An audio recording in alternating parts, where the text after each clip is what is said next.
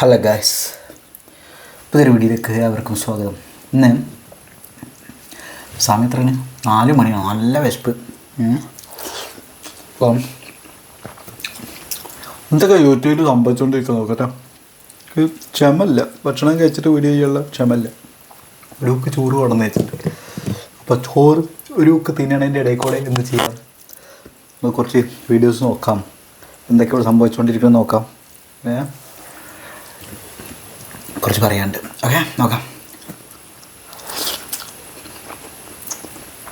ചോറ്, ചക്കക്കൂട്ടാൻ, എന്തായാലും മറ്റേ കടച്ചക്കല്ലേ, കടച്ചക്ക കൂട്ടാൻ, ഇതാണ് കാണാം. ഓക്കെ,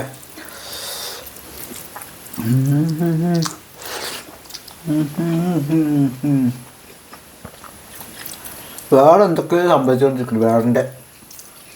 വേടൻ്റെ ഉടായ്പകൾ വരുന്നുണ്ട്. വേടൻ എന്ന കലാകാരൻ്റെ അല്ല പറയുന്നത്, കിരൺദാസ് മുരളി എന്ന വ്യക്തിയുടെ ചില ഊളത്തരങ്ങൾ. ദളിതൻ്റെ DNA എന്ത് കുറവാണ് വേടൻ അയ്യങ്കാളിയെക്കുറിച്ച് എന്താണ് 32 ഡിഗ്രി ഉള്ള അംബേദ്കർ ഗ്രേറ്റസ്റ്റ് ഇന്ത്യൻ വേടൻ എവിടെയെന്നൊക്കെ പറഞ്ഞിട്ടൊരു വീഡിയോ ഇതവിടെ ഇറങ്ങുന്നുണ്ട്. അതവിടെ തൽക്കാലം നിൽക്കട്ടെ കേട്ടോ.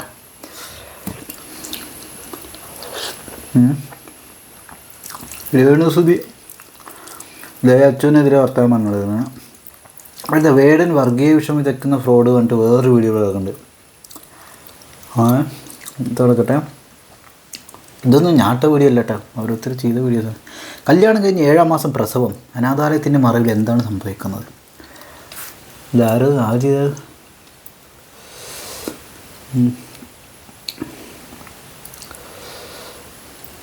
ഞാൻ 15 വയസ്സ് വരെ ദളിത് കോളനിയിൽ വളർന്നു. ഇന്ദുമേനോൻ്റെ എന്തൊരു ഡയലോഗ് ഉണ്ട്, നോക്കട്ടെ.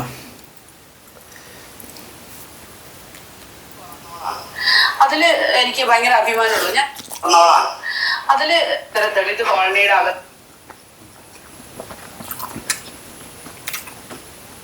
ഞാൻ 15 വയസ്സ് വരെ ദളിത് കോളനിയുടെ അകത്ത് വളർന്നവളാണ്. അതില് എനിക്ക് ഭയങ്കര അഭിമാനമുള്ളൂ. ഞാൻ ഇന്നും എല്ലാ ദിവസവും ദളിത് മനുഷ്യരുണ്ടാക്കുന്ന ഭക്ഷണം കഴിച്ച് ജീവിക്കുന്നവളാണ്. ഭക്ഷണത്തിലോ അല്ലെങ്കിൽ എന്തെങ്കിലും അവരുടെ ഒപ്പം ജീവിക്കുന്ന, അവിടുന്ന് കിട്ടുന്ന പണം കൊണ്ടാണ് എൻ്റെ കുഞ്ഞുങ്ങൾ. ഞാൻ സംഗീതം എത്രത്തോളം എൻ്റെ ഉള്ളിലുണ്ട് എന്ന് പറയുന്നിടത്തോളം ദളിത് സമൂഹങ്ങൾക്ക് വേണ്ടിയുള്ള, ഞാൻ അവിടെ ജോലി ചെയ്തിട്ട് കിട്ടുന്ന പണമാണ് എൻ്റെ മക്കൾ ഉപയോഗിക്കുന്നത്. പിന്നെ ഞാൻ ഒരു ജോലി എന്താ, ദളിത് ആൾക്കാരുണ്ടാക്കുന്ന ഭക്ഷണം കഴിക്കണം. പറഞ്ഞില്ലേ, എന്താണ്, എൻ്റെ അച്ഛന് കോളേജിൽ പ്രൊഫസർ ആകാമായിരുന്നു, സിനിമയിൽ പാട്ട് പാടാമായിരുന്നു, നല്ല നല്ല പാട്ടുകാരനാണ്. പക്ഷെ അച്ഛൻ അതൊന്നുമില്ലാതെ ഇവിടുത്തെ തോട്ടി സമുദായത്തിൽപ്പെട്ട തോട്ടി തൊഴിൽ ചെയ്യാൻ വേണ്ടി മദ്രാസ് പ്രസിഡൻസിയിൽ, ഇവിടെയാണ് കോളനി, ചക്കംകളവ് കോളനി, പിന്നെ പന്നിയങ്കരയിലുള്ള കോളനി, നടവയൽ കോളനി, ഇവിടെയൊക്കെയുള്ള ചക്ലിയര്, പറയര്, അതുപോലെയുള്ള ആളുകൾക്ക് അവർ തൊഴിൽ പോകും. അവരുടെ കുട്ടികളെ നമ്മുടെ സേവാമന്ദിരം സ്കൂളിൽ കൊണ്ടുവന്ന് പഠിപ്പിച്ചിട്ടുണ്ട്. ആ പ്രദേശത്തുള്ള സാധാരണക്കാരായ മനുഷ്യരുടെ മീൻ വിൽക്കുന്ന തൊഴിലാളികളുടെയൊക്കെ മക്കൾക്ക് പഠിക്കാൻ വേണ്ടി പോസ്റ്റ് ബേസിക് സ്കൂൾ ഉണ്ടാക്കിയ ആ ഒരു പാരമ്പര്യമാണ് എൻ്റെത്. ഞാൻ 18 സേവിയർ കോംപ്ലക്സ് ആണോ? അല്ല, അത് കോംപ്ലക്സ് ആണെന്നില്ല കേട്ടോ, അവർ ഇങ്ങനെ നല്ല കാര്യങ്ങൾ ചെയ്തു എന്ന് പറയുന്നതായിരിക്കും. ഇത് താഴെ ഒന്ന് കമൻറ്റുകളൊക്കെ നോക്കട്ടോ. ദളിതരുടെ കൂടെ വളർന്നു, അവർ ഉണ്ടാകുന്ന ഭക്ഷണം കഴിച്ചു എന്നൊക്കെ പറയുമ്പോൾ എന്തോ വലിയ കാര്യം ചെയ്ത പോലെയാണല്ലോ പറയുന്നത്. അയ്യോ, എന്താ ഇവിടെ വേദനിക്കണം, ഇത് ഇരുത്തം ചേരില്ലാത്തതുകൊണ്ടാണ്. ഇനി താഴെ 18 റിപ്ലൈ. അങ്ങനെ പറയുമ്പോൾ ഒരു ഹീറോയിസം ഫീൽ, ആ ഫീൽ നമുക്കിടയിൽ മാറിയ സമത്വം എന്ന് പറയാവൂ. അല്ലാതെ ഇങ്ങനെ പറയുന്നു, ജാതി തിരിച്ചും പറയുന്നതിന് തുല്യമായി എനിക്ക് തോന്നി, വേടൻ പറയുന്ന പോലെ. ഞാൻ മനുഷ്യരുടെ ഇടയിൽ ജീവിക്കുന്നു, ഇന്ന് വരെ ആരോടും ജാതി ചോദിച്ചിട്ടില്ല. എൻ്റെ ജാതിയും പ്രസക്തമല്ല, ജന്മം കൊണ്ട് കിട്ടിയത് എൻ്റെ ചോയ്സ് അല്ല. എല്ലാവരുടെയും സഹായിച്ചും സഹായം സ്വീകരിച്ചും ജീവിതം ധന്യമായി എന്ന തോന്നലോടെ ജീവിക്കുന്നവൾ. ഒരു കമൻ്റാണ്.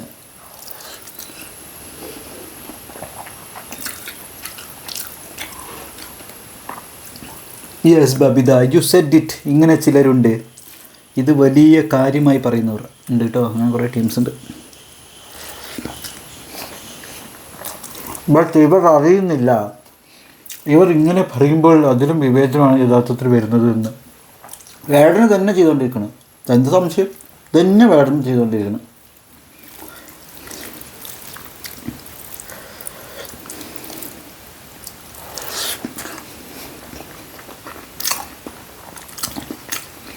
താഴെ വേറൊരു രീതിയിൽ ജാതിയുടെ പേരിൽ മാറ്റി നിർത്തപ്പെടുമ്പോൾ ഇതൊക്കെ വലിയ കാര്യം തന്നെയാണ്. ദളിതർ എന്ന് പറയുന്നത് കുറച്ചിലായിട്ടല്ല അവരുടെ വാക്കുകളിൽ, അവർ അഭിമാനത്തോടെയാണ് പറയുന്നത്. ഇത് നമ്മൾ ഏത് രീതിയിൽ എടുക്കണമെന്നൊരു കാര്യം കൂടി ഇല്ലേ. അപ്പോൾ നമ്മളിത് നെഗറ്റീവായിട്ട് എടുക്കണമെങ്കിൽ നെഗറ്റീവാണ്, പോസിറ്റീവായിട്ട് എടുക്കണമെങ്കിൽ പോസിറ്റീവാണ്.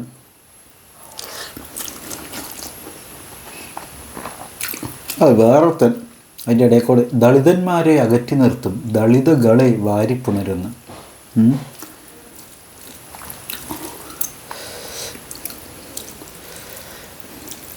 വേടൻ ചോദ്യങ്ങൾ ചോദിക്കുമ്പോൾ ഉത്തരം പറഞ്ഞല്ലേ പറ്റൂ. ആരാ വേടൻ? ആര് ചോദ്യം ചോദിക്കുമ്പോഴും വേടൻ എന്നല്ല, ആര് ചോദ്യം ചോദിക്കുമ്പോഴും ഉത്തരം കൊടുക്കാണ്ടിരിക്കുക ചെയ്യുക. നമ്മുടെ ഇഷ്ടമാണ്.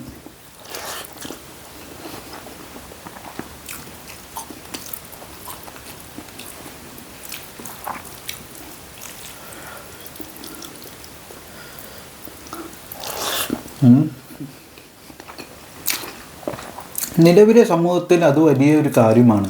സമസ്ത സുന്ദരം കളിയാടുന്ന സമൂഹത്തിൽ അത് വലിയ കാര്യമൊന്നുമല്ല. അല്ല, നമ്മളൊക്കെ മനുഷ്യരല്ലേ.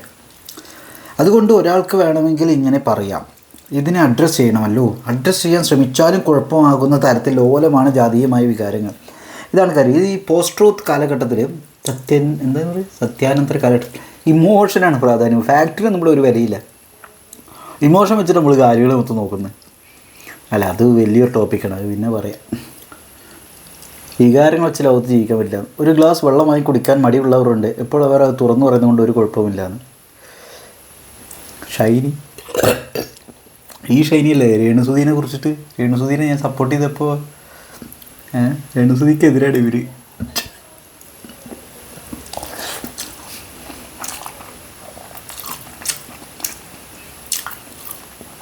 ഹോട്ടലിൽ കയറി ഇഷ്ടമുള്ള ഭക്ഷണം കഴിക്കാറുണ്ട്. ഉണ്ടാക്കിയത് ബംഗാളിയാണോ ദളിതനാണോ ബ്രാഹ്മണാണോ എന്ന് അന്വേഷിക്കാറില്ല. ഭക്ഷണം കഴിക്കാൻ രുചിയുണ്ടെങ്കിൽ കഴിക്കും, അത്രയേ ഉള്ളൂ.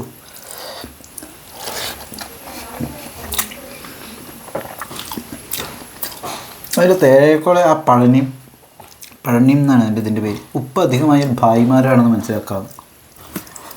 എന്താവും ആണോ ഭായിമാർ ഉപ്പ് കൂടുതലുള്ളതാ നടു കഴിക്കണം കേട്ടോ. എന്ത് തേങ്ങ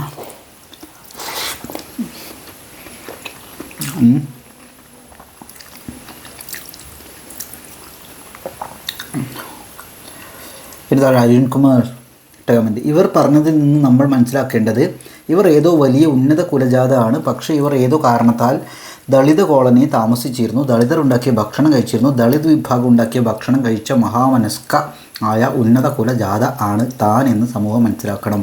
അതാണ് എന്ന്. താഴെ ഞാനൊരു പറയത്തിക്കുട്ടിയാണ്, അതിലെനിക്ക് അഭിമാനമുണ്ട് എന്ന് പറഞ്ഞിട്ട്. അതിൽ താഴെ ഭാഗത്ത് ഇതും ബ്രാഹ്മണൻ എന്ന് അഭിമാനിക്കുന്നതും തമ്മിൽ എന്ത് വ്യത്യാസം? ഒരാൾ ഞാൻ ഒരു പറയത്തിക്കുട്ടിയാണ്, അതിലെനിക്ക് അഭിമാനമുണ്ട് എന്ന് പറഞ്ഞപ്പോൾ അതിൻ്റെ താഴെ വന്ന റിപ്ലൈയാണ് ഇതും ബ്രാഹ്മണൻ എന്ന് അഭിമാനിക്കുന്ന തമ്മിൽ എന്ത് വ്യത്യാസം? എന്താ വ്യത്യാസം? നമ്മുടെ ഒരു പ്രയത്നവും ഇല്ലാതെ നമ്മൾ പിറന്ന ജാതി, അതിൽ ഇത്ര അഭിമാനിക്കാൻ എന്താണ്? എന്താ ഉള്ളു? അതാണ് അതിന് താഴെ. ഇതൊരു ബ്രാഹ്മൺ പറഞ്ഞാൽ എന്താവുന്നത്?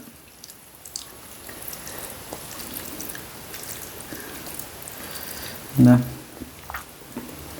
അതിൻ്റെ കൂടെ അരുൺകുമാർ ഞാനും നിങ്ങളുടെ ജാതി തന്നെയാണ്, പക്ഷേ നമ്മളിത് പറഞ്ഞു നടക്കേണ്ട ആവശ്യമില്ല. എൻ്റെ അഭിപ്രായം കേട്ടോ.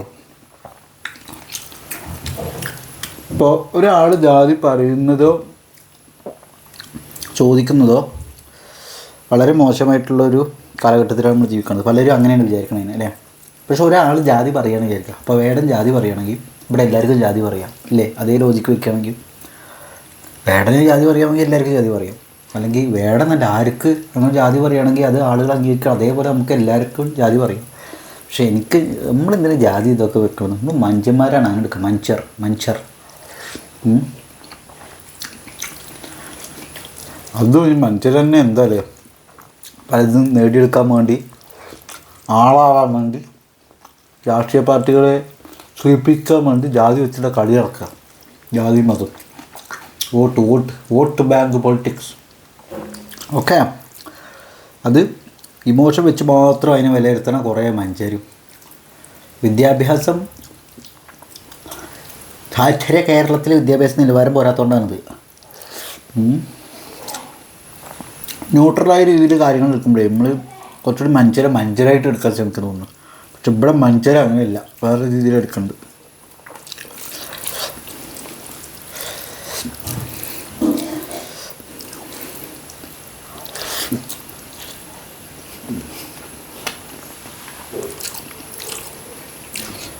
ആണല്ലേ.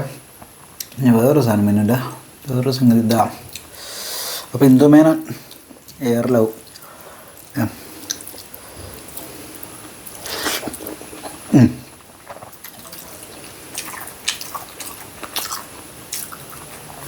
അനാമികയെ എനിക്ക് ഇഷ്ടമല്ലായിരുന്നുണ്ടെങ്കിൽ എൻ്റെ മോനെ ഞാൻ കല്യാണം കഴിപ്പിക്കേണ്ട ആവശ്യമില്ലായിരുന്നു. അവളെ ഇഷ്ടപ്പെട്ടു, അവരിപ്പോൾ നല്ല സന്തോഷത്തോടെ അവർക്കൊരു വീട് വെച്ചു കൊടുത്തു. അത് 3 മാസമായി. അതെ, അത്രേ ഉള്ളൂ. ഈ വീട് അവൾക്ക് കയറാനും ഇറങ്ങാനും പ്രസവിച്ച് കിടക്കുമ്പോഴായാലും അവൾക്ക് അവളുടെ കുഞ്ഞ് അവന് ഇന്നും പറഞ്ഞുകൊണ്ടൊരു വീട് വെച്ചു.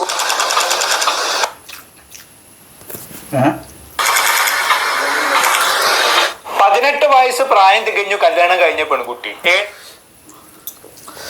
ഇതെന്ത് സംഭവം എന്നറിയാം?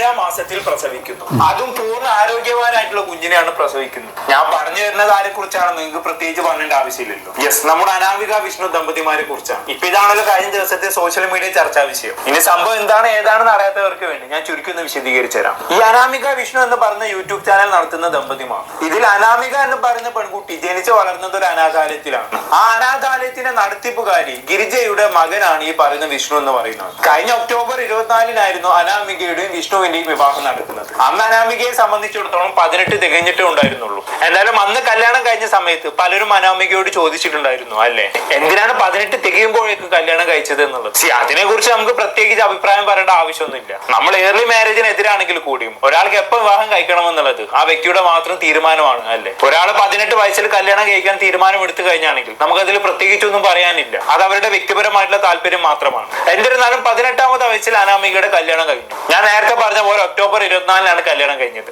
പക്ഷെ അതേ അനാമിക തന്നെ പ്രസവിക്കുന്നത് എപ്പോഴാണ്? ജൂൺ 4-നാണ്. അതായത് ഏകദേശം കല്യാണം കഴിഞ്ഞ് 7 മാസവും 10 ദിവസവും കഴിഞ്ഞിട്ടാണ് അനാമിക പ്രസവിക്കുന്നത്. ഇതാണ് ഇപ്പൊ സോഷ്യൽ മീഡിയയിൽ വൻ വിവാദമായി മാറിക്കൊണ്ടിരിക്കുന്നത്. ഒരു പെണ്ണ് 7-ാം മാസത്തിൽ പ്രസവിക്കുകയാണെങ്കിൽ ഉണ്ടാകുന്ന കുഞ്ഞിന് ഒരുപാട് കോംപ്ലിക്കേഷൻസ് ഉണ്ടാകും, അല്ലെ. മാസം തികയാതെ പ്രസവിക്കുന്ന ഇത്തരം കുഞ്ഞുങ്ങളെ നമ്മൾ വിളിക്കുന്നത് പ്രീ മെച്യൂർഡ് ബേബി എന്നുള്ളതാണ്. ഇത്തരം കുഞ്ഞുങ്ങളെ കുറച്ചു കാലം NICU-യിലൊക്കെ കെടുത്തിയതിനു ശേഷം മാത്രമേ അമ്മയുടെ കൂടെ വിടത്തുള്ളൂ. പക്ഷെ ഇവിടെ അനാമികന്റെ കേസിലേക്ക് വരികയാണെങ്കിൽ പ്രസവിച്ച കുഞ്ഞ് പൂർണ്ണ ആരോഗ്യവാനാണ്. മാത്രവുമല്ല പ്രസവം കഴിഞ്ഞ് കുറച്ച് കഴിഞ്ഞപ്പോൾ തന്നെ ഇവർ ഹോസ്പിറ്റലിൽ വിടുകയും ചെയ്തു. അങ്ങനെയെങ്കിൽ ഇവിടെ അനാമിക മാസം തികഞ്ഞ് തന്നെ ആയിരിക്കണം പ്രസവിച്ചത്, അല്ലെ. ഇനി മാസം തികഞ്ഞാണ് ഇവിടെ അനാമിക പ്രസവിച്ചത് എങ്കിൽ അനാമികയുടെ കല്യാണം നടക്കുന്ന സമയത്ത് അനാമിക 3 മാസം ഗർഭിണിയായിരിക്കണം, അല്ലെ. അങ്ങനെ വരുമ്പോഴാണല്ലോ കല്യാണം കഴിഞ്ഞ് 7-ാം മാസം എന്ത് സംഭവിച്ചോണ്ടിരിക്കണം. ഇങ്ങനെ പറഞ്ഞുകൊണ്ടേയിരിക്കാണ്. ഒന്നാമത്തെ ഒരു 7-ാം മാസത്തിൽ പ്രസവം നടക്കൽ റെയറാണെങ്കിൽ നടക്കുന്നുണ്ടല്ലോ. 7 മാസത്തിൻ്റെ പ്രസവം നടക്കുന്നുണ്ടല്ലോ. 7-ാം മാസത്തിൽ പ്രസവിക്കണ കുട്ടി എന്തെങ്കിലും ശാരീരികമായിട്ട് ബുദ്ധിമുട്ടുകൾ ഉണ്ടാവുമെന്ന് ഓനോട് ആരാ പറഞ്ഞു?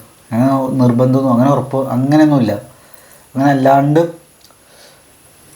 നല്ല അടിപൊളിയായിട്ട് ജനിച്ചു വീഴുന്ന കുട്ടികളുണ്ട് 7-ാം മാസത്തിൽ, 7-8 മാസത്തിലൊക്കെ. പിന്നെ പോകാനെന്താ പറഞ്ഞേ? ആ കുട്ടിക്ക് ശാരീരികമായിട്ട് പ്രശ്നങ്ങളോ ഔഷധങ്ങളോ ഒന്നും ഇല്ലാണ്ട് 7-ാം മാസത്തിൽ പ്രസവിക്കുകയാണ്. അതിനർത്ഥം കല്യാണത്തിന് മുമ്പ് 3 മാസം ഗർഭിണിയായിരുന്നു. അതായത് ഉദ്ദേശിക്കുന്നത് 10ാമത്തെ മാസമാണ് ഡെലിവറി നടക്കുന്നത്. ഇപ്പം എന്ത് പൊട്ടരത്, മരപ്പൊട്ടൽ അങ്ങനെയാണോ? 8-ാം മാസത്തിൽ 9 മാസത്തിൽ പ്രസവിച്ചു. സാധാരണ 9 മാസം ഞാനൊക്കെ കൂടുതൽ കണ്ടിട്ട് 9 മാസത്തിൽ പ്രസവിച്ചില്ല. 9 മാസത്തിൽ ഏതെങ്കിലും ഡേറ്റിൽ പ്രസവിച്ചു. 10 മാസം കറക്റ്റായിട്ട് അങ്ങനെയാണ്. 10-ാം മാസത്തിൽ പ്രസവിക്കും, 9-ാം മാസത്തിൽ 8-ലും 7-ലും പ്രസവിക്കലുണ്ട് എന്നാണ് ഞാൻ കേട്ടുള്ളത്. ഇനിയിപ്പോൾ ഞാൻ പൊട്ടനാണ് ആയതുകൊണ്ടാണെന്ന് അറിയില്ല. മാസം അനാമിക പ്രസവിക്കുന്നത്? ഇത് ഞാൻ ചോദിച്ച ചോദ്യമല്ല കേട്ടോ, കമന്റ് ബോക്സിൽ പലരും ചോദിക്കുന്ന ചോദ്യങ്ങളാണ്. ഇവിടെ അനാമിക പ്രസവിച്ച സമയത്ത് നമ്മളൊരു വീഡിയോ ചെയ്തിട്ടുണ്ടായിരുന്നു. എന്താണ് ആ വീഡിയോ? അനാമിക പ്രസവിക്കുന്നതിന് മറ്റുമൊക്കെ വ്ളോഗ് അവരുടെ ചാനൽ അവർ അപ്ലോഡ് ചെയ്തിട്ടുണ്ടായിരുന്നു. അതിൽ കുഞ്ഞുണ്ടായതിനു ശേഷം ആരും അനാമികയെ മൈൻഡ് ചെയ്യാണ്ട് കുഞ്ഞിനെ കൂടുതൽ കെയർ ചെയ്യുന്ന ഒരു അവസ്ഥ അവിടെ ഉണ്ടായിരുന്നു. അതുമായി ബന്ധപ്പെട്ട് ഒരുപാട് നെഗറ്റീവ് കമന്റ്സ് ഒക്കെ വന്നിട്ടുണ്ടായിരുന്നു. അതിനെ പ്രതികരിച്ച് ഇതിൻ്റെ വിഷയം എന്താ വെച്ചാൽ അനാമിക ഓർഫനേജിൽ വളർന്നു, അച്ഛനമ്മയൊന്നും ഇല്ലാത്തൊരവസ്ഥയിൽ അല്ലെ ഓർഫനേജിൽ എന്ന് പറഞ്ഞു. അച്ഛനായിരുന്നു, അച്ഛൻ നോക്കാൻ പറ്റൂല പറഞ്ഞിട്ട് അങ്ങനെ എന്തൊക്കെയാണ്. അപ്പോൾ ഡെലിവറി കഴിഞ്ഞപ്പോൾ കുട്ടീനെയാണ് ആൾക്കാർ പരിഗണിക്കണം, അവളെ പരിഗണിക്കണില്ല എന്ന് വെച്ചാൽ ഞാൻ കേട്ടത്. പൊതുവേ ചിലർ, അതായത് വീട്ടിലെ തങ്കക്കുടം ചക്രിമണി ഒക്കെ ആയിട്ട് വളർന്നു വരുന്ന പെൺകുട്ടി അമ്മയാവുമ്പോൾ പലപ്പോഴും പറയാനുള്ളൊരു കാര്യം, കല്യാണം കഴിഞ്ഞിട്ട് അമ്മയാവുന്ന സമയത്ത് അവർ പറയുന്നത്, അപ്പോൾ കുട്ടീനെ മാത്രം ശ്രദ്ധിക്കണം, എന്നെ ശ്രദ്ധിക്കണില്ല അല്ലേ ഇത് ഞാൻ എൻ്റെ കുടുംബത്തിൽ തന്നെ പലരും പറയുന്നതൊക്കെ ഉണ്ട്. അതിൽ തമാശക്ക് പറയുന്നതായിരിക്കും, നിങ്ങൾ ഇതിനെ വലിയ സീരിയസ് ആയിട്ട് നിൽക്കണ്ട. അതെന്താ കാര്യം എന്ന് വെച്ചിട്ടുണ്ടെങ്കിൽ അത് അമ്മേനെ പരിഗണിക്കുന്നില്ല എന്നല്ല, അത് ആളുകൾ പൊതുവെ അങ്ങനെയാണ്, കുട്ടിക്കാണ് കൂടുതൽ പ്രാധാന്യം കൊടുക്കുക.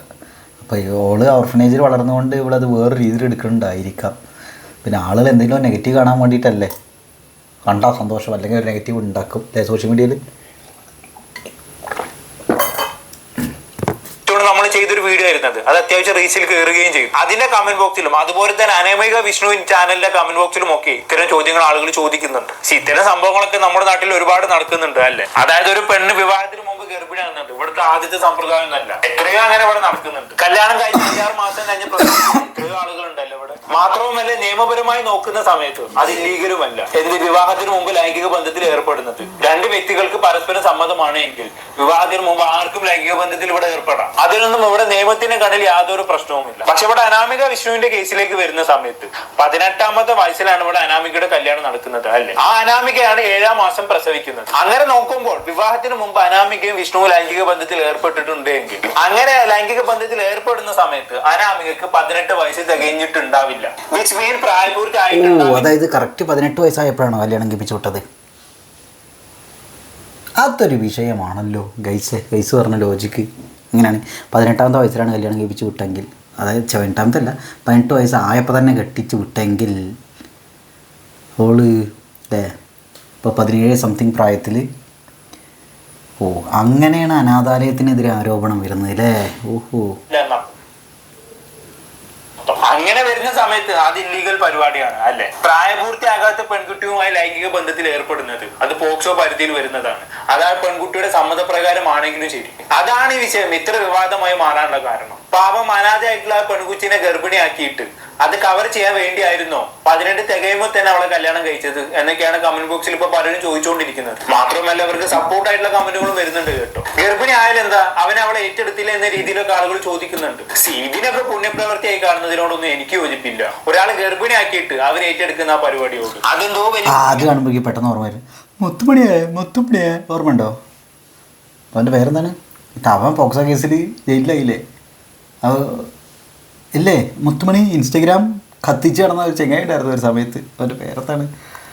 കരുതുന്ന ആൾക്കാർ ഇപ്പോഴും ഉണ്ട്. അങ്ങനെയാണെങ്കിൽ സുഖമല്ലേ? നമുക്ക് ഒരാളെ ഇഷ്ടപ്പെട്ട് കഴിഞ്ഞാണെങ്കിൽ നേരെ അവരെ പീഡിപ്പിച്ചങ്ങ് ഗർഭിണിയാക്കാം. അപ്പൊ പിന്നെ അവരെ നമുക്ക് സ്വന്തമാക്കാൻ പറ്റില്ലല്ലോ. ഇതിനൊന്നും പുണ്യപ്രവൃത്തിയായി കാണുന്നതിന് ഒരു തരത്തിലും എനിക്ക് അംഗീകരിച്ചു കൊടുക്കാൻ പറ്റില്ല. ഞാൻ സന്ദർഭോചിതമായിട്ട് പറഞ്ഞതേ കേട്ടോ. ഇതൊക്കെ എന്താണെന്ന് അറിയോ? എല്ലാം സോഷ്യൽ മീഡിയയിൽ വന്ന് കൊട്ടിഘോഷിക്കുന്നതിന്റെ പ്രശ്നമാണ്. ഈ ഗർഭവും പ്രസവവും സോഷ്യൽ മീഡിയയിൽ ഇട്ട് ആഘോഷിക്കണം വല്ല ആവശ്യം ഉണ്ടായിരുന്നു? പ്രത്യേകിച്ച് ഇങ്ങനെ ഒരു കോംപ്ലിക്കേഷൻ ഉള്ള പ്രസവമാണെന്ന് വിഷ്ണുവിനും അറിയാം, അനാമികയ്ക്കും അറിയാം. എന്നിട്ടും അവരിത് സോഷ്യൽ മീഡിയയിൽ ഇട്ട് ആഘോഷിച്ചു. അതിന്റെ പരിണിത ഫലമാണ് ഇപ്പൊ ഇവർ അനുഭവിച്ചുകൊണ്ടിരിക്കുന്നത്. ആളുകൾ ഈ ചോദിക്കുന്ന ചോദ്യങ്ങൾക്ക് അനാമിക വിഷ്ണു മറുപടി പറഞ്ഞേ പറ്റൂ. ഇല്ലെങ്കിൽ ആളുകൾ പലതും പറഞ്ഞുണ്ടാക്കാൻ തുടങ്ങും. ഇപ്പൊ മനസ്സിലായല്ലോ ജീവിതത്തിൽ പ്രൈവസിയുടെ ഇമ്പോർട്ടൻസ് എത്രത്തോളമാണ് എന്ന്. എന്തായാലും ഇതുമായി ബന്ധപ്പെട്ടുള്ള അന്വേഷണങ്ങൾ അതിന്റെ വഴിക്ക് നടക്കട്ടെ. ഇവിടെ പ്രായപൂർത്തിയാകുന്നതിന് മുമ്പ് തന്നെ അനാമികയും വിഷ്ണുവുമായി ലൈംഗിക ബന്ധത്തിൽ ഏർപ്പെട്ടിട്ടുണ്ടെങ്കിൽ തീർച്ചയായിട്ടും അതിനെതിരെ നടപടി ഉണ്ടാക്കണം അല്ലെ. ഈ വിഷയത്തെ കുറിച്ച് കൂടുതലൊന്നും ഞാൻ പറയുന്നില്ല. ഇനി ഇവിടെ അനാമികയുടെ പ്രസവം കഴിഞ്ഞ് കുറച്ച് ദിവസം കഴിഞ്ഞപ്പോ തന്നെ അറിയാലോ വിഷ്ണുവിന്റെ അമ്മയായിട്ടുള്ള അതൊരു വലിയ ആരോപണമാണ് അല്ലേ. ഈ പ്രായം 18 വയസ്സായപ്പോൾ തന്നെ കെട്ടിച്ചു വിട്ടിട്ടുണ്ടെങ്കിൽ ആ കുട്ടിക്ക് ഒരു അമ്മ ഉണ്ടായി, സ്വന്തം കുടുംബത്തിലേക്ക് ഒരു അനാഥ കുട്ടീനെ കൊണ്ടുവന്നു എന്നുള്ളൊരു ഇമേജാവും ഇവർക്ക് പോസിറ്റീവായ രീതിയിലാവും. ഒരു സേവിയർ പോലെ ആളുകൾ കാണുന്നുണ്ടാവുക. പക്ഷേ ഇതിൻ്റെ പിന്നിൽ ഇങ്ങനെ ഒരു ഉടായ്പ് നടന്നില്ല എന്ന് നമുക്ക് ഉറപ്പിക്കാൻ പറ്റില്ല. 18ാമത്തെ വയസ്സിലാണ് കെട്ടിച്ചു വിട്ടതെങ്കിൽ അല്ലേ. 18 വയസ്സിന് താഴെയുള്ള ഒരു കുട്ടി ഗർഭിണിയാവും, അത് അനാഥാലയത്തിൽ എന്ന് പറഞ്ഞിട്ടുണ്ടെങ്കിൽ, അല്ലെങ്കിൽ ആ കുട്ടിയെ ലൈംഗികമായിട്ടൊരു ചൂഷണം നേരിടുന്നതായിട്ടാണ് അവസാനം മാറുക. പോക്സോവും ഓൻ ഉള്ളിൽ കിടക്കേണ്ടി വരും. അപ്പോൾ ആ അനാഥാലയത്തിൻ്റെ ബാക്കി കുട്ടികളുടെ സേഫ്റ്റീനെ കുറിച്ചിട്ട് സ്വാഭാവികമായിട്ടും സമൂഹം കൺസേൺഡ് ആയിരിക്കും അല്ലേ? അവിടെ വേറെ എന്തെങ്കിലും ഉടായ്പകൾ നടന്നിട്ടുണ്ടോ എന്ന്. ഗിരിജ മറ്റൊരു വിവാഹം കഴിച്ചു. അതിന്റെ വീഡിയോസും ഇവർ സോഷ്യൽ മീഡിയയിൽ ഇട്ടിട്ടുണ്ടായിരുന്നു. പലരും അത് കണ്ടു കാണും. നമുക്ക് എന്തായാലും കണ്ടോ.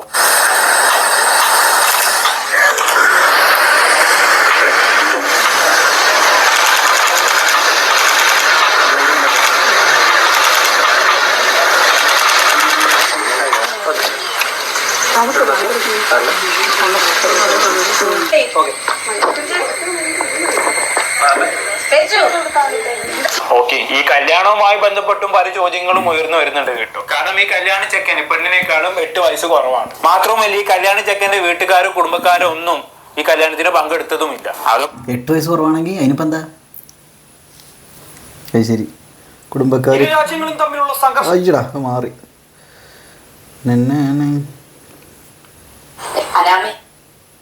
കുടുംബക്കാരോ ഒന്നും ഈ കല്യാണത്തിന് പങ്കെടുത്തതുമില്ല. അതുമായി ബന്ധപ്പെട്ട് പല ചോദ്യങ്ങളും ഉയർന്നു വരുന്നുണ്ട്. ഞാൻ അതിലേക്കൊന്നും കടക്കുന്നില്ല. ചുമ്മാ എന്തെങ്കിലും പറഞ്ഞ് വിവാദം ഉണ്ടാക്കുന്നതിനോടൊന്നും എനിക്ക് താല്പര്യമില്ല. എന്തെങ്കിലും പറഞ്ഞ് വിവാദം ഉണ്ടാക്ക്, അതിലേക്ക് കടക്ക് കൈസൈസ്. പക്ഷെ ഇവിടെ ഏറ്റവും ഇമ്പോർട്ടന്റ് ആയി ഇവർ നടത്തുന്ന അനാഥാലയവുമായി ബന്ധപ്പെട്ട് ഇവരുടെ അനാഥാലയത്തിൽ മുമ്പ് ജോലി ചെയ്ത സന്ധ്യ പല്ലവി എന്ന് പറഞ്ഞൊരു വ്യക്തി ഇപ്പൊ രംഗത്ത് വന്നിട്ടുണ്ട്. അവരുടെ ഒരു ഫേസ്ബുക്ക് പോസ്റ്റ് ഞങ്ങൾക്ക് വായിച്ചു തരാം. ജൂലൈ 6 ഞാൻ ഏഴാംകുളം തേപ്പുപാറ ജീവമാത കാരുണ്യ ഭവൻ എന്ന ചിൽഡ്രൻസ് ഹോം ആൻഡ് അഗതി മന്ദിരത്തിൽ വാർഡനായി ജോയിൻ ചെയ്തു. എന്നാൽ എന്നോട് സ്ഥാപന നടത്തിപ്പുകാരെ ഉദയഗിരിച്ച് അഗതി മന്ദിരത്തിലെ അന്തേവാസികളെ കൊണ്ട് ജോലി ചെയ്യിപ്പിക്കാൻ ആവശ്യപ്പെട്ടു.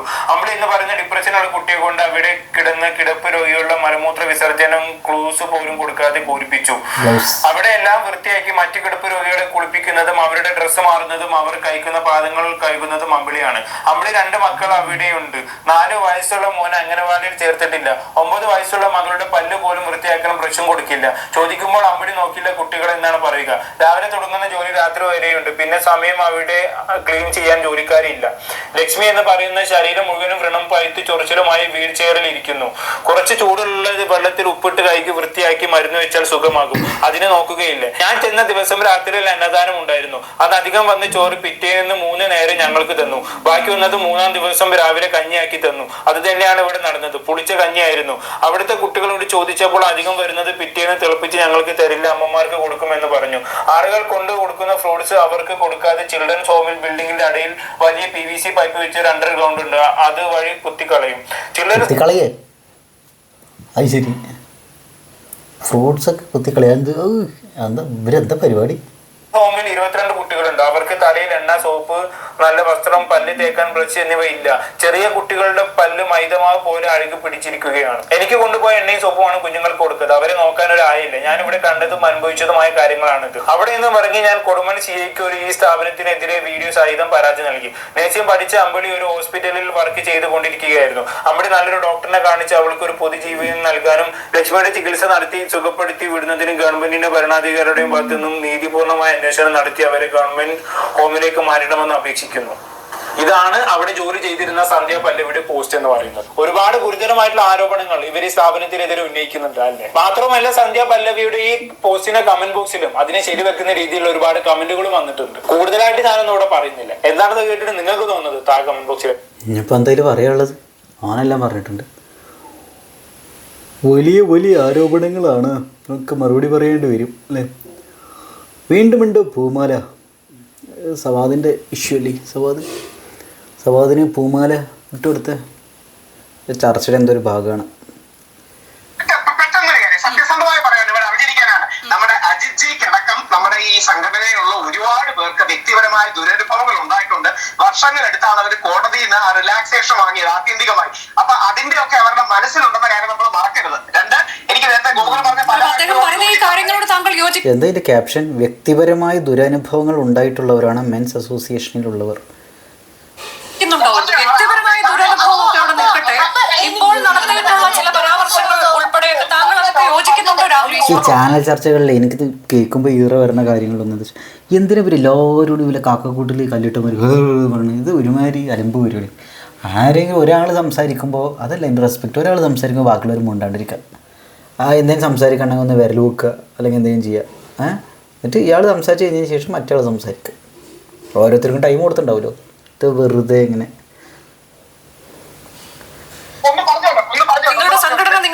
ഉറച്ചു നിൽക്കുന്നവരാണല്ലോ. അങ്ങനെയല്ല, ഞാൻ അവിടെയാണ് നന്ദിതയോട് ഞാൻ അടക്കമുള്ള പുരുഷന്മാരിൽ നിന്ന് ഇത്തരത്തിലുള്ള നെഗറ്റീവ് വർത്താനം പലപ്പോഴും സാമൂഹ്യ മാധ്യമങ്ങളിൽ നിന്നും സൈബർ മേഖലയിൽ നിന്നും നെഗറ്റീവ് വർത്താനം ഞാൻ അടക്കമുള്ള പുരുഷന്മാരിൽ നിന്ന് കേൾക്കേണ്ടി വരുന്നതിൽ നന്ദിതയോട് മാപ്പി ചോദിക്കുന്നു. അത് ഞങ്ങൾ പുരുഷന്മാരിൽ പലർക്കും പറ്റുന്ന തെറ്റാണ്. പലപ്പോഴും ഈ സൈബർ മേഖലയിൽ അടക്കം നിൽക്കുന്നവർ ഫേസ് ഇല്ലാതൊക്കെ എന്ന് പറയുന്ന ഒരു പുരുഷന്മാരെന്ന് മാത്രമല്ല, സ്ത്രീകൾ തന്നെ സ്ത്രീകളെ തെറി വിളിക്കുന്നുണ്ട്. ജെൻഡർ സ്പെസിഫിക് ആയിട്ട് തെറി എന്ന് പറയുന്നത് എന്താപ്പത്? പ്രത്യേക ജെൻഡറിന് മാത്രമായിട്ടുള്ള തെറി വിളിക്കണം അങ്ങനെയൊന്നുമില്ല. ഇപ്പോൾ രേണുസുധിയുടെ കാര്യം എടുത്തൊക്കെ, രേണുസുധീനെ ചീത്ത വിളിക്കണ കുറേ ടീംസ് ഉണ്ട്. രേണുസുധി ഇത് കമ്പയർ ചെയ്യാൻ പറ്റില്ല. ഞാൻ ചീത്തവിളിയുടെ കാര്യം പറഞ്ഞതാണ്. അത് ആണുങ്ങൾ മാത്രം ചീത്ത വിളിക്കണം, പെണ്ണുങ്ങൾ മാത്രം ചീത്ത വിളിക്കണം അങ്ങനൊന്നുമില്ല. കണ്ണി കണ്ടവരൊക്കെ ചീത്ത വിളിക്കണം. ആളുകൾക്ക് ഒരാളുടെ ഡ്രസ്സിങ് അയാളുടെ അപ്പിയറൻസ് കണ്ടിട്ട് അവരെ അങ്ങോട്ട് സ്ലട്ട് ഷെയിം ചെയ്യും.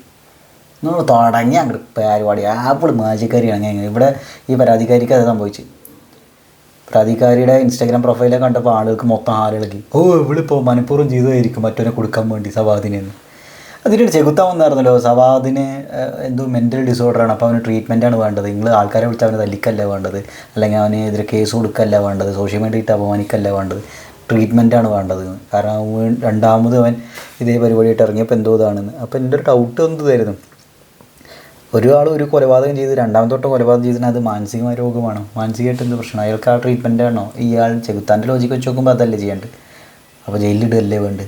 അങ്ങനെയൊക്കെ ചെയ്യണമെങ്കിൽ ഇത് എന്താ അവസ്ഥ എനിക്കറിയില്ല കേട്ടോ. അത് ഡോക്ടർമാർ സൈക്കോളജിസ്റ്റുകളൊക്കെ മറുപടി പറയേണ്ട കാര്യങ്ങളും കൂടിയാണ് അല്ലേ. പൊതുസമൂഹം കാര്യമായി ചർച്ച ചെയ്യേണ്ട കാര്യങ്ങളാണ്. എന്തായാലും മെൻസ് അസോസിയേഷൻകാർ ഒരു ആണിനെയും അനാവശ്യമായി ക്രൂശിക്കപ്പെടാൻ അനുവദിക്കൂല എന്ന രീതിയിലാണ്. ഞാൻ അടക്കമുള്ളവരിൽ നിന്ന് ഉണ്ടായിക്കാണ്. അതുകൊണ്ട് നന്ദിതയോട് അതിന് വ്യക്തിപരമായി തന്നെ മാപ്പി ചോദിക്കുന്നു. ഇപ്പോ പ്രൈമാഫേസി തോന്നുന്നത് നന്ദിത പറഞ്ഞതാണ് കൂടുതൽ ശരിയെന്നാണ്. കാര്യം ഈ ഇദ്ദേഹത്തിനെ കുറിച്ച് റിപ്പീറ്റ് ഒഫൻഡർ എന്ന അലിഗേഷൻ ഉണ്ടായി. സാമൂഹ്യ മാധ്യമങ്ങളിൽ പലരും ചൂണ്ടിക്കാണിച്ചു. കോടതിയാണ് ആത്യന്തികമായി തീരുമാനിക്കേണ്ട. രാഹുൽ ഈശോ, അജിത് കുമാറോ, അനുജ മാഡമോ അല്ലെങ്കിൽ ഗോകുലോ ഒന്നും അല്ല. പക്ഷേ പ്രൈമാഫേസി നിങ്ങൾ പറഞ്ഞത് ശരിയാണെന്നാണ് ഞാൻ മനസ്സിലാക്കിയത്. ഇപ്പൊ അങ്ങനെയാണ് തോന്നുന്നത്. കാര്യം റിപ്പീറ്റ് ഒഫൻഡർ വരുമ്പോൾ മുമ്പുള്ള തെറ്റ് അത് ശരിയായിരിക്കാൻ സാധ്യതയുണ്ടെന്നല്ലേ നമ്മൾ ഇയാള് ഇപ്പോ ഈ പറയുന്നത് പോലെ ഒരു പരാതി ആദ്യമായിട്ട് അതിനു മുൻപ് അയാൾ എന്തൊക്കെ ചെയ്തിരിക്കാമെന്ന് ആർക്കറിയാം? നന്ദിത പറയുമ്പോഴാണ് ഇങ്ങനെ സവാദ് എന്നൊരാളെ നമ്മളൊക്കെ അറിയുന്നത്. അതിനുശേഷമാണ് ഇയാൾ വാർത്തയിലൂടെ വന്നപ്പോഴാണ് ഇയാളുടെ മുഖം പരിചിതമായത്. പിന്നീടാണ് പെൺകുട്ടികൾ നന്ദിത ഇതിനു മുമ്പ് എന്തൊക്കെ ചെയ്തിട്ടുണ്ടെന്ന് ആർക്കറിയാം? അറിയൂല, ആർക്കും അറിയൂല. അല്ല ഗൈസ്, ഞാൻ പോയിട്ട് കൈ എഴുതട്ടെ കേട്ടോ. വല്ലാണ്ട് വയറ് നിറഞ്ഞു ഗൈസ്.